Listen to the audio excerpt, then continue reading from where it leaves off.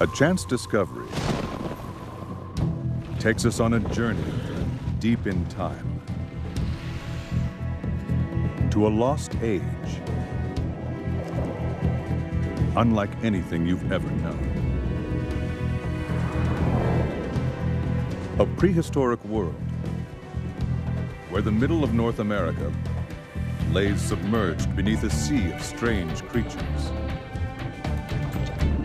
Now, National Geographic Entertainment brings us an epic adventure, 82 million years in the making.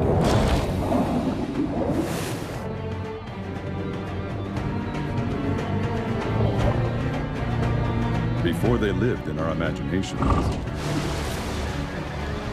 they really lived.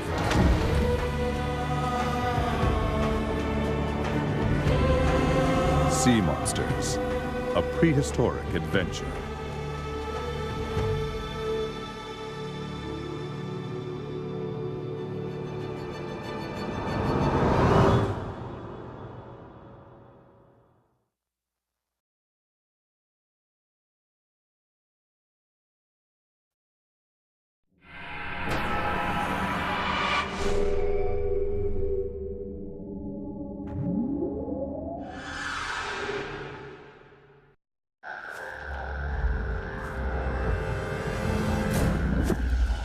For hundreds of years, we thought dinosaurs ruled the Earth as scaly reptilian beasts. Huge lizards that terrorize the landscape. But new science is proving us wrong. And one tiny bird-like creature is dismantling our most deeply held beliefs about the great T-Rex and his ground-shaking, meat-eating brethren.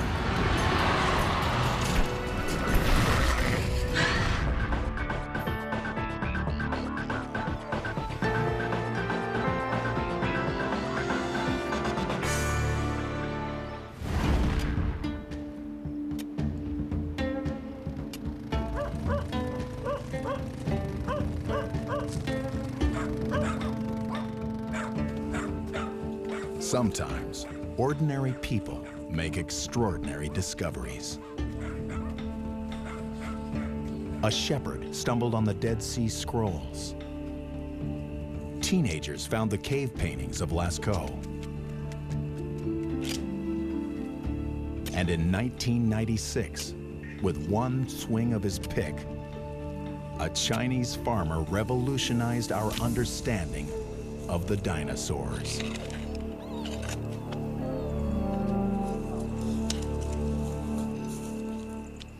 His blade struck an ancient rock. Inside, the fossil of a peculiar turkey-like creature. It was clearly a dinosaur, but the imprints in the rock showed strange new features. This dinosaur was covered with what looked like feathers. There was a buzz, there was like a rumor that feathered dinosaurs had been discovered in northeast China. The find sent shockwaves through the paleo world. An astonishing discovery that will forever change what we thought we knew about dinosaurs. Immediately upon seeing it, we knew that this was really a smoking gun, but totally unexpected. I mean, something we never would have believed we would find.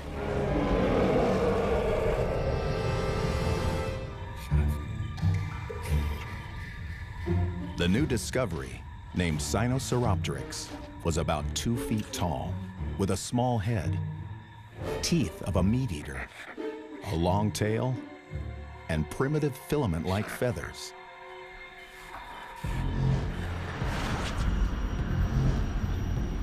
These feathers could only be seen because of the rare conditions under which they were preserved.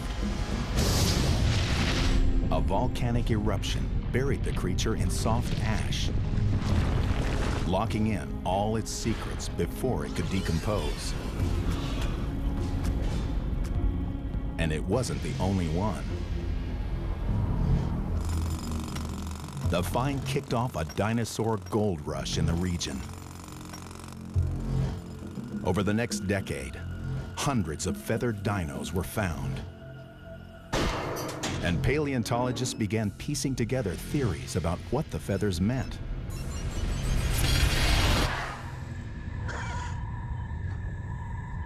They forced an immediate shift in our perceptions of dinos. What they looked like, how their bodies worked, and how they behaved.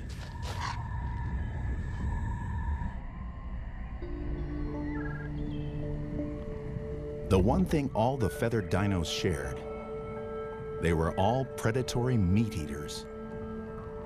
The most fearsome killers in the prehistoric world. Reptile-like creatures we wouldn't expect to be covered in feathers. The implications were scientifically astounding. The possibilities, quite comical. One species in particular sparked the imagination. The most ferocious, iconically reptilian dinosaur of them all. Tyrannosaurus Rex.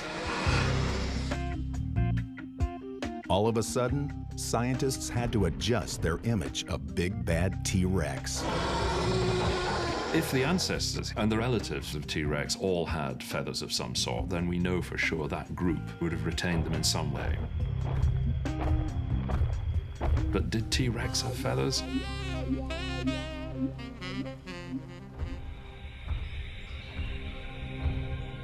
Was he covered with downy fuzz or bright, colorful plumage? Did he behave more like a predatory bird than a giant lizard?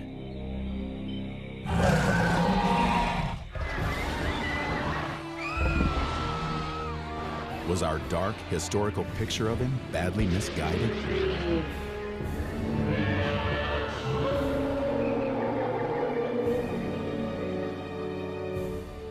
To find out what T-Rex was really like, scientists would need to take a closer look at the feathered coats of his relatives from China.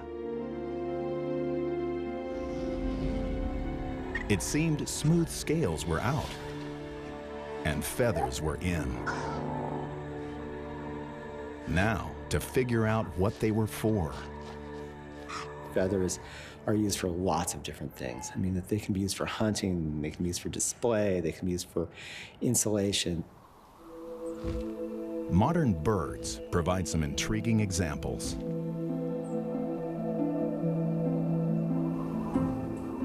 The ptarmigan, which lives in the Arctic, uses feathers for warmth and changes color each season to hide from predators. The snowy plover uses its feathers to attract attention.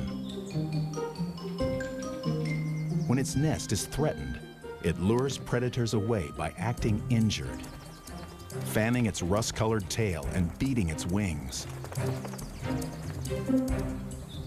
The predator goes after the seemingly crippled bird, and the nest stays safe.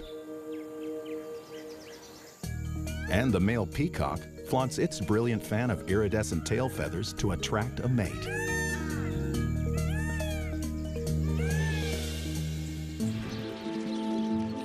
These feather uses are all behavioral, but color is what makes them effective. That left scientists wondering whether the same had been true of dinosaur feathers.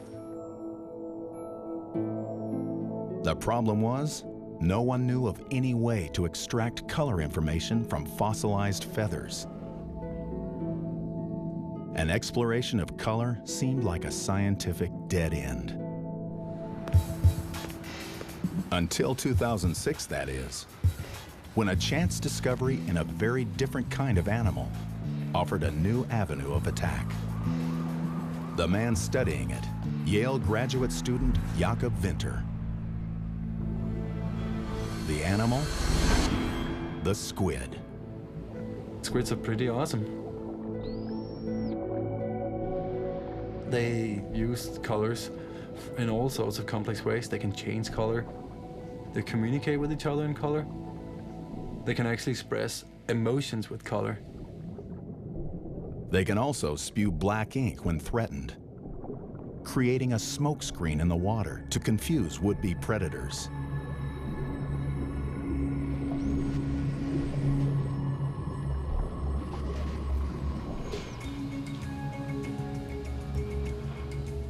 Jakob was examining a fossilized squid sample when he noticed something strange in its ink sac.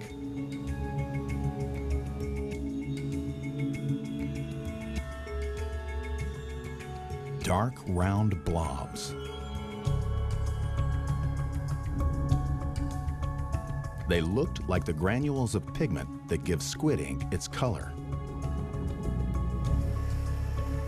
But he'd never seen them in a fossil before, so he'd always assumed they didn't get preserved. Eager to see if they really were fossilized ink droplets, he sought out some fresh samples for comparison. Can I have those two? Yeah, sure.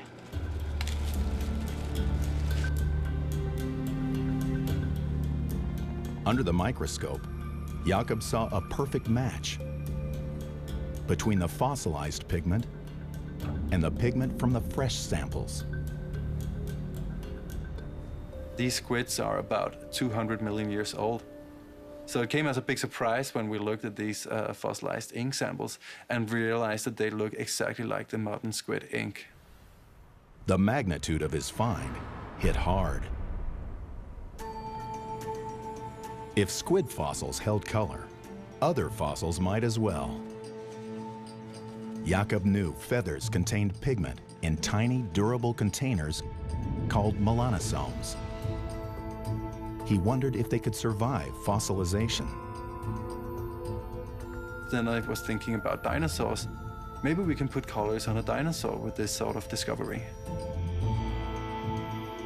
Or, more specifically, the fossilized feathered dinos. Suddenly, the squid man had become a dinosaur hound. But if he was going to transform the field of paleontology, he couldn't do it alone.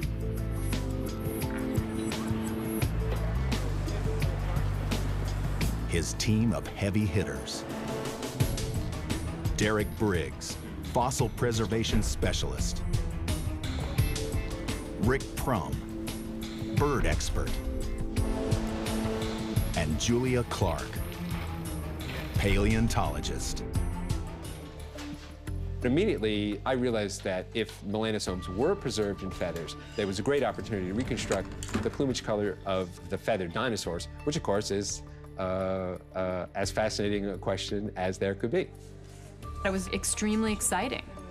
Figuring out what kinds of interesting questions we could ask, what kinds of specimens might be the best for the project.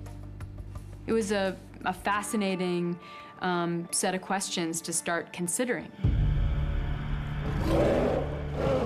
Questions that might not only lead to a means of coloring long-extinct dinosaurs, but to a new understanding of how they behaved and what they were like.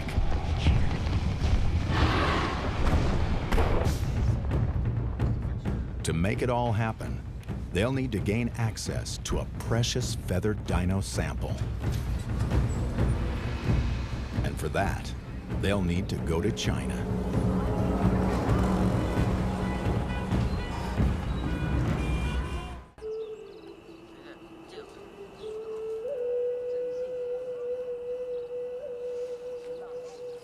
China's Liaoning province is the world capital of feathered dino fossils.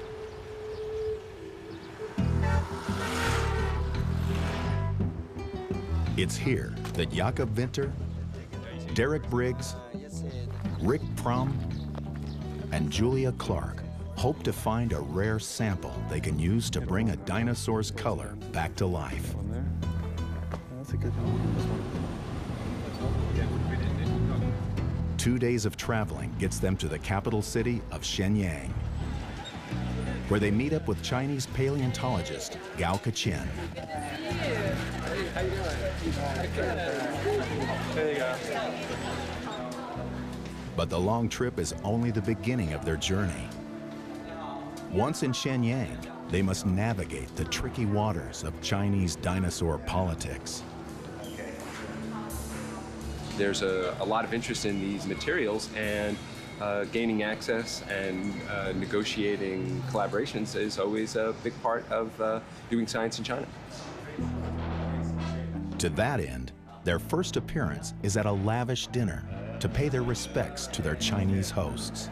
Small gift.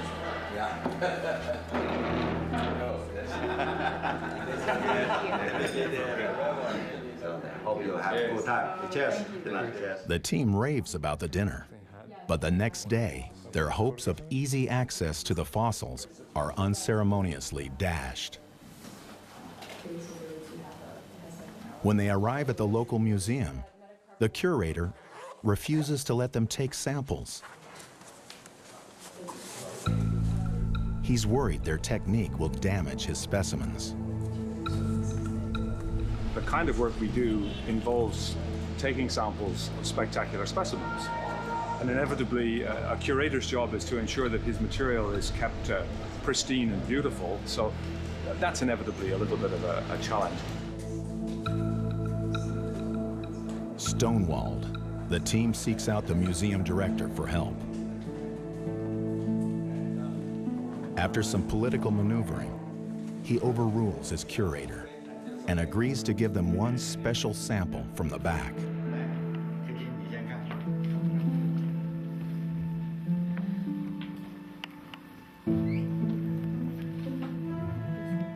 It's an ancient crow-sized creature with well-developed feathers that seem promising.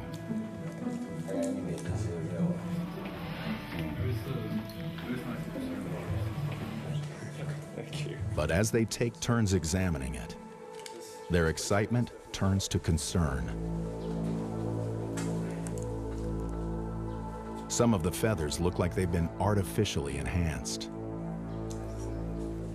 The feathers have been painted in a really very skillful way onto the surface. So when you look at the specimen as a whole, it looks very real. But once you see them under the lens, it's perfectly obvious where it's real and where it's not. Touching up fossils for display purposes is quite common, and a far cry from the all-out fakes that disreputable dealers often try to palm off to inexperienced buyers.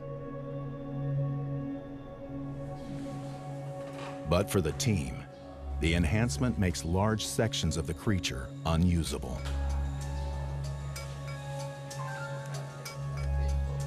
They take what they can get, but realize this specimen is not going to provide the samples they need to give a dinosaur back its color.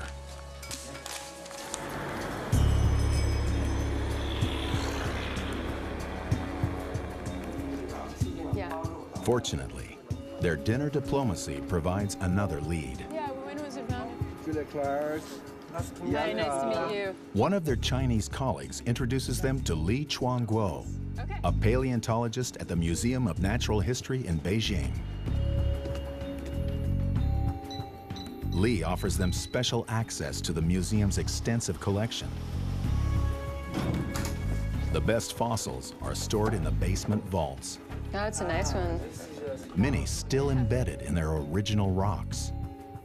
We were opening them. We were looking for ones that would be the best candidates for sampling. Okay.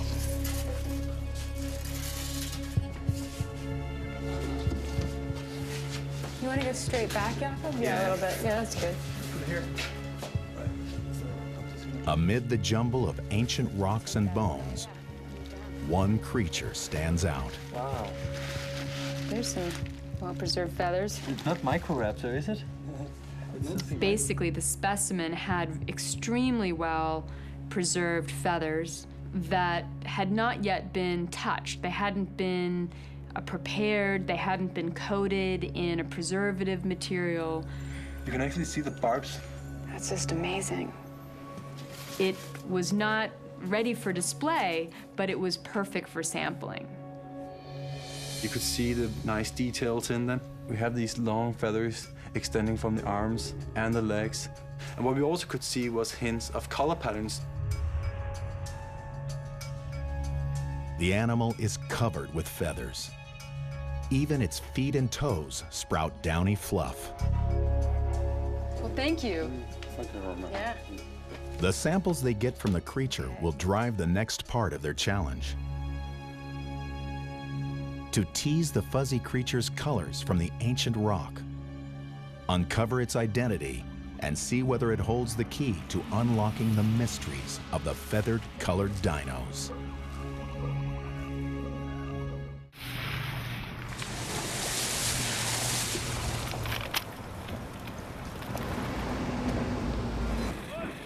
The team leaves China with high hopes of unleashing color onto the ancient dinosaur world.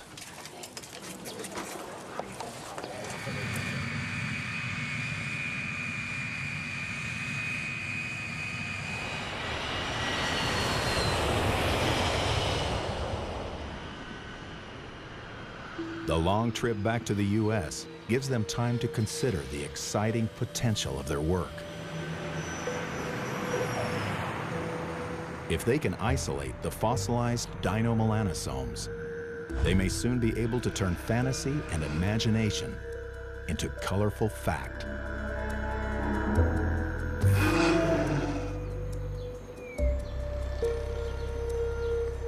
Back in his lab at Yale, Jakob's first task is to find the melanosomes in their samples.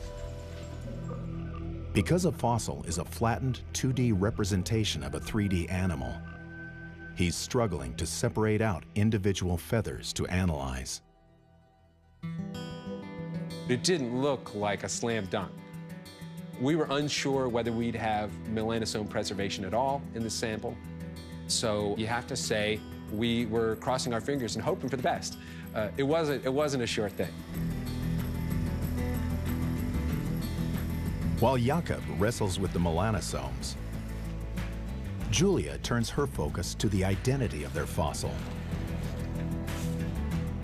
If she can figure out what it is, she might be able to shed light on why it had feathers in the first place.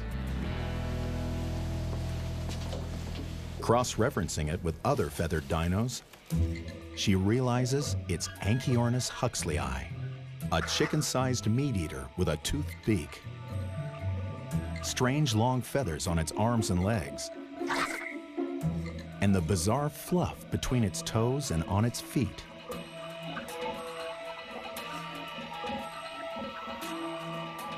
Its thick body feathers form a cozy coat, something paleontologist Mark Norell is excited to see. Mark believes the feathers are indicators of a colossal shift in dinosaur physiology, a shift from cold-blooded to warm. I think that keeping warm is a big part of the evolution of feathers. I'm not saying that they were warm-blooded in the same sense that modern birds are, but they're on their way to becoming warm-blooded. A change from cold-blooded to warm meant the dinos were probably becoming more active with a higher metabolism, acting more like fidgety birds than lazy reptiles.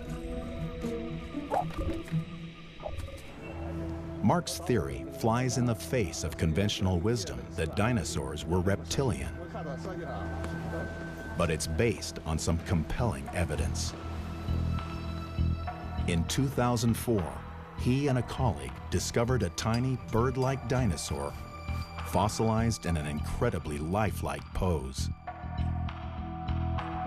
It had its head tucked between its body and its arm, and in the same exact position that living birds tend to sleep in.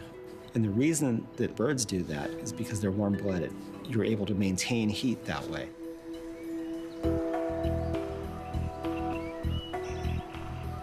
Small, warm-blooded creatures are especially vulnerable to heat loss, which is why Mark believes his find was so cozily wrapped up.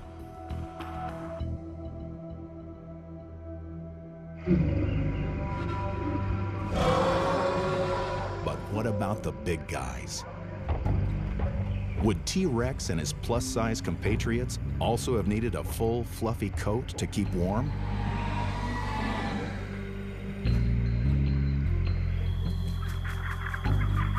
Well, scientists would say yes and no. This has to be investigated, but many people have hypothesized that these dinosaurs had lots of feathers which were used for insulation when they were young, but as they grew older and got bigger, they probably would have diminished that feather coating.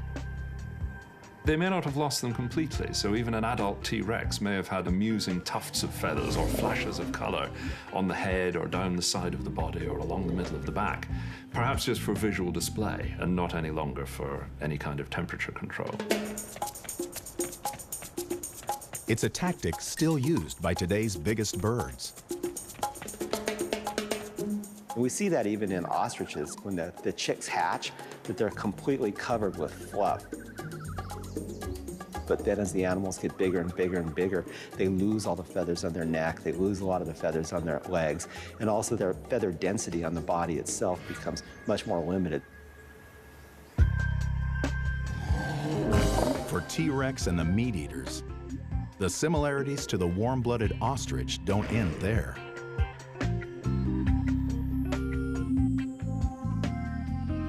Other fossilized remains are revealing some other very bird-like and surprisingly endearing behaviors. When this lizard-looking relative of T-Rex was unearthed over a clutch of eggs in 1924, it was named Oviraptor, Latin for egg thief, because scientists thought it had been pilfering another dinosaur's eggs when it died. Oviraptor was thought to be originally eating the eggs because it was a scaly reptile, and that's kind of a low-life business that reptiles are in, right?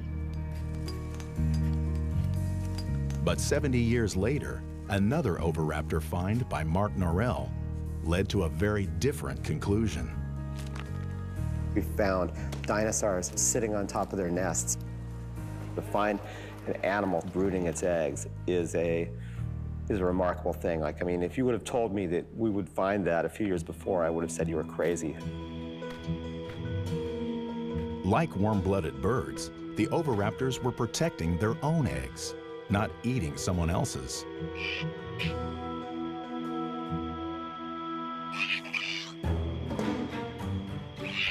Even more shocking, some scientists believe many of the nest sitters were male, and that males played an important role in brooding and raising the young,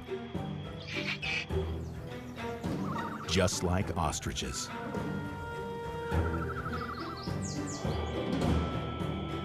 And possibly T-Rex as well, since it was a close cousin of Oviraptor. It's very likely that if we make a prediction about the parental care of Tyrannosaurus rex, we would predict that it was the dad at the nest. So here's the most ferocious predator of any human fantasy, and it turns out that they were probably good dads. Poor T-Rex is becoming more bird-like every day. His fearsome reputation as a lizard-like, cold-blooded killer is being shattered by images of fuzzy babies, flamboyant patches of feathers, and stay-at-home dads. Even his posture has changed, as scientists have been forced to account for his more avian bone structure. Sadly, things will only get worse for T-Rex as startling new information about the feathered dinos comes to light.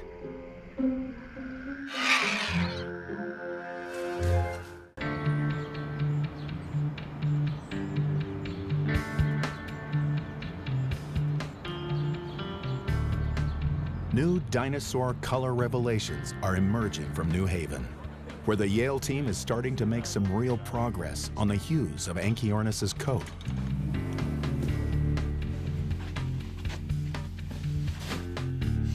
Jakob has finally isolated two distinct types of the color-carrying melanosomes. Sausage shapes, which would have held a black color,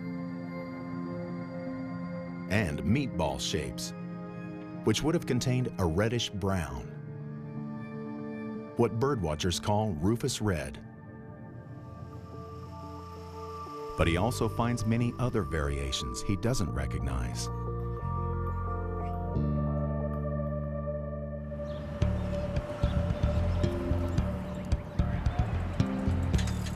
Serendipitously, one of the world's leading melanosome specialists has just spent some time at Yale. Hey, man. Hey, how's it going? Come, man. Good to see you.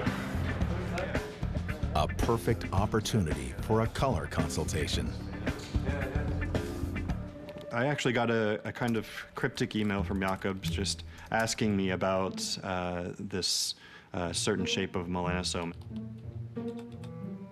After a few more emails, he wound up telling me that he had this great fossil specimen and that they wanted to reconstruct the color.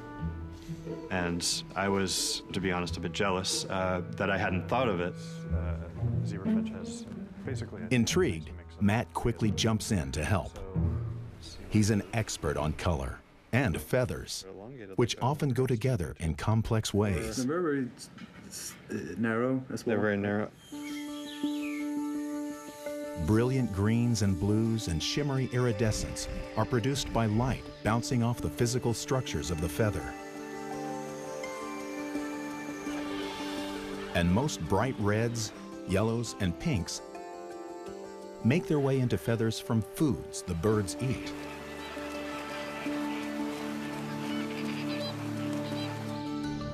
The colors stored in melanosomes tend to be the more earthy tones. So Matt focuses his attention on those. Using his one-of-a-kind database of melanosomes and their corresponding colors, he confirms the black and reddish brown and begins to decipher the other shapes Jakob has found. There's actually this gradient. We found this intermediate between the sausage and the meatball. And then that appeared to be associated with a gray color. As Matt spits out colors, Jakob begins mapping where they belong. That was like a Cretaceous feather that we looked at, the striped feather. Yeah. It's a crude paint by numbers of the ancient fossil. But it's beginning to reveal amazing patterns of color, including speckles on the cheeks, stripes on the arm feathers, spots on the legs, and the biggest surprise of all, a truly debonair hairpiece. We found support for black, gray, brown, brownish red. But what I think is more exciting to me is that these were patterns. Like, we could find out that the rufous color, the reddish color, was on the head. And that's interesting because that says that it was actually using these feathers for display. It was showing off its feathers to its fellows. If Anchiornis was showing off for his neighbors, it means they must have been able to see what he was displaying. Turns out, we think they could. Their evidence comes from vision tests on modern crocs and birds. Many croc species have a proven ability to recognize colors. And birds have very keen color vision as well. They share the same 4 color receptors in their eyes. So, genetically, scientists can predict that those receptors were present in their ancient common ancestor.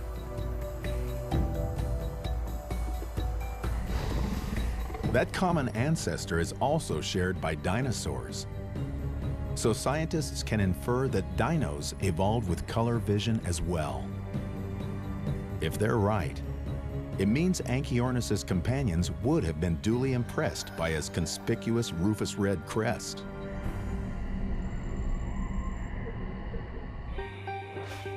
Feathers may have evolved for temperature control, but other, more visual uses would soon have followed.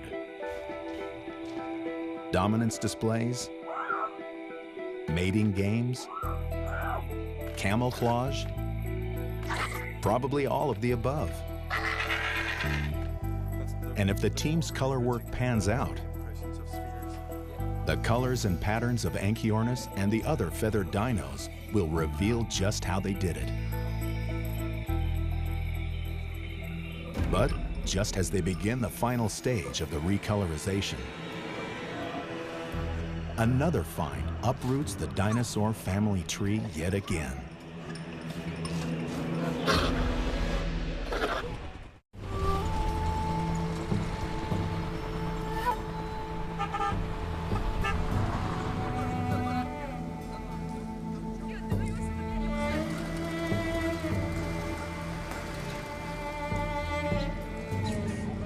In an obscure mining town in Shandong Province, China, an intriguing new dino is making the origins of dino feathers even fuzzier than it was before.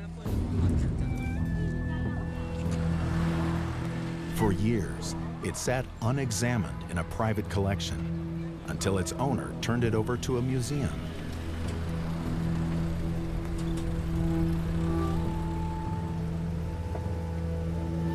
Mark Norell can't wait to take a look. How are you? Great, really great. Let me introduce you to the director. Yeah, can't wait to see it.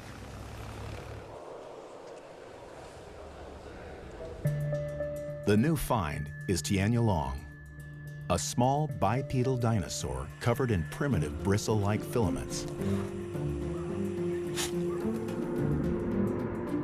The first specimen reveals long bristles on the throat,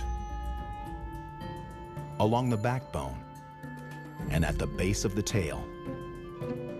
We were able to see additional specimens and to see that these bristles are completely covering the entire body. I mean, that was pretty amazing and pretty spectacular because I never expected that they would be, that thick and that, covering the whole head, the whole neck, everything. I mean, it looked like a big fuzzball. Interesting. But given the huge number of feathered, fuzzy, and filamented dinosaurs that have been found, it doesn't seem like much of a revelation. Until paleontologists realize where it stands in the dino family tree. Unlike every other feathered dino, Tianyalong doesn't come from the predatory line that includes T-Rex and the flesh eaters. It comes from an older plant-eating branch that featured the armor-plated, spiked, and duck-billed species, including the iconically bizarre Stegosaurus and Triceratops. If Tianyalong's bristles do turn out to be actual feathers, it would suggest that the ancestor it shared with the feathered meat-eaters might also have had some form of feathers. Way back at the base of the dinosaur family tree. It's a stunning new window into the earliest days of the dinosaur, and indicates to a growing number of scientists that all dinosaurs may have had some form of feathers.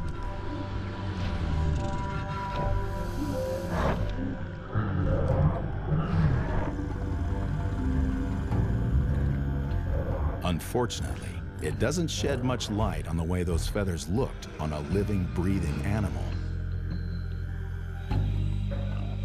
Little Anchiornis is still the great hope for that.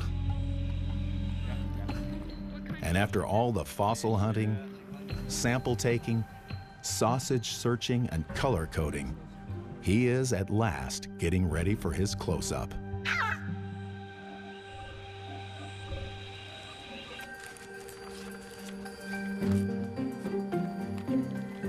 The team at Yale calls in world-renowned bird artist Michael DiGiorgio to bring him to life. I got a phone call from Rick. He says, I have a really cool project for you. And I said, sure, sounds good. What is it? And I thought it was some type of project with a bird. And then he told me that it was a dinosaur. This is uncharted territory. Since use often defines appearance, DiGiorgio will rely on Rick's knowledge of bird feathers and their functions to hint at what some of the dino feathers might actually have looked like. The thick body feathers, most likely for warmth. This is from a great gray owl, a northern forest Arctic owl that lives in places that are really cold. And so underneath the contour feathers of the plumage, he has a whole layer of downy feathers that provide beautiful insulation. The red crest, probably for display. Now, this is an example of a male great curassow. These feathers are a little stiffer and slightly curly, a little more specialized than we would see in Anchiornis huxleyi, but still an example of a prominent crest on a living bird, and probably functions in courtship display and signaling. But the long, spangled arm and leg feathers are not as easy to decipher. And the foot feathers are still downright bizarre.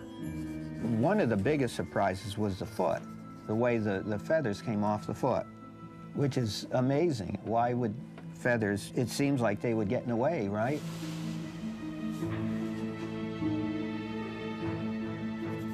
The foot feathers are a mystery his drawing might help solve. And it's finally ready for the big color reveal.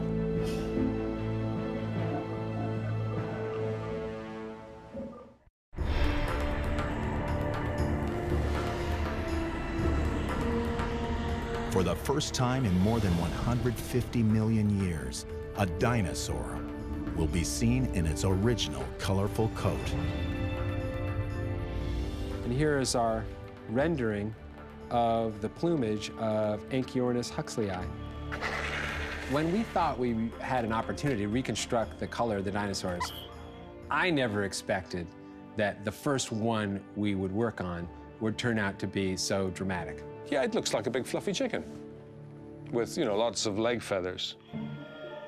So a very weird looking big fluffy chicken.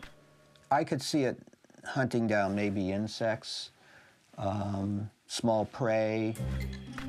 Probably was quite a quick creature based on the size of the legs. And if I had to pick a living bird that this looks the most like, it reminds me of a roadrunner. Taken together, the feathers and colors provide some fascinating clues about how Anchiornis acted. They might circle around each other and size each other up, and maybe it flares up its feathers to display these patterns. It might be a brief skirmish, and then one of them runs away. We know Anchiornis wasn't airborne because its feathers were not aerodynamic enough for flight. But they certainly looked like they were heading in that direction. I'll be opening up a can of worms if I say it goes up in the trees and then flaps down. But you would think that maybe it would at least soften the landing if it jumped out of a tree. It does have actual fingers, so it probably could climb very well.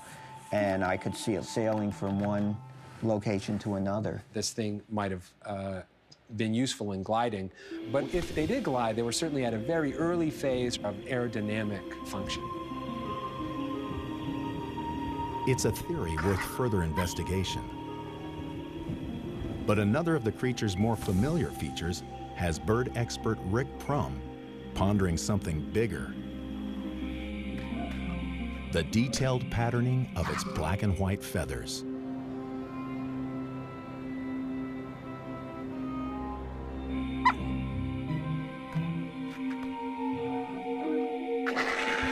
The spangled plumage of the wings and the legs is really exciting because it's strikingly similar to the feathers of a breed of chicken.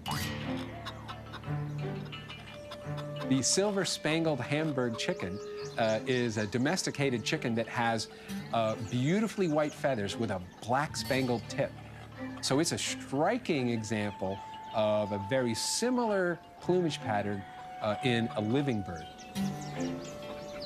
The physical similarity sparks a powerful possibility. One of the interesting things about the Hamburg chicken is that the spangles are larger in females than they are in males.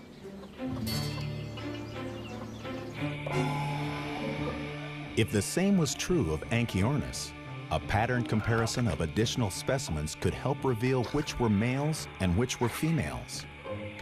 Something notoriously difficult to determine from dinosaur fossils. It could work on other dinosaurs as well, if enough samples can be found and analyzed. Who would have thought a mere chicken might provide such a windfall?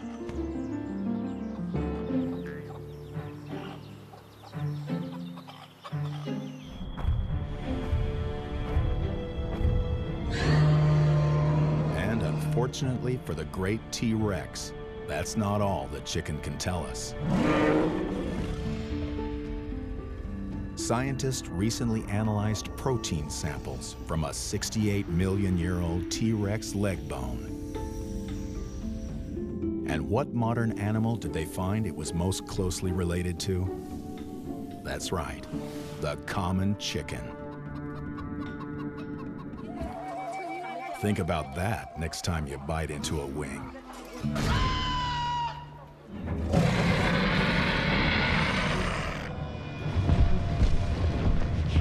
After centuries at the sinister top of the reptilian predatory food chain, T-Rex can fall no further. From upright and scaly to feathered and bird-like, this cousin of Anchiornis and long-lost relative of the chicken has had its reputation completely shattered. His image consultants might pine for the days before new scientific techniques invaded the field of paleontology. But for the rest of us, it has opened up a whole new world. A world where one small creature named Anchiornis brought the past back to life. Where dinosaurs, crocs, and birds shared a single common ancestor. And where evolutionary trial and error left dinosaurs with an exotic collection of strange feathered coats and eerily familiar bird-like behaviors.